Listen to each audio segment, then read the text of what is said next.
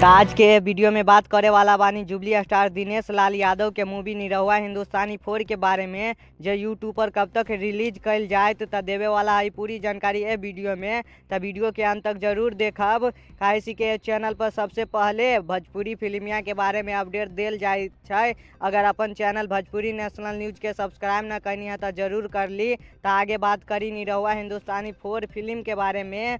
तो यह मूवी के स्टार कास्ट में बाटे दिनेश लाल यादव, निरहुआ, अमरपाली दुबे और यह फिल्म काफ़ी शानदार और कमाल के बाटे और यह फिल्म सिनेमा घर में खूब ज़्यादा धमाल भी मचौले। लेकिन अब भोजपुरिया दर्शक के डिमांड बाटे कि ये फिल्म के यूट्यूब पर रिलीज कब कल जाए। तो ये फिल्म के बारे में अभी तक कोई भी अपडेट ना निकल के आयल बा। लेकिन हमार जहाँ तक उम्मीद बाटे कि निरहुआ हिंदुस्तानी 4 फिल्म के मार्च महीने में रिलीज कल जाए तो यूट्यूब पर निरहुआ हिंदुस्तानी म्यूजिक के वर्ल्ड पर। तो आज के वीडियोवा में इतना ही, मिलत वानी नेक्स्ट वीडियो में, तब तक के लिए बाय बाय।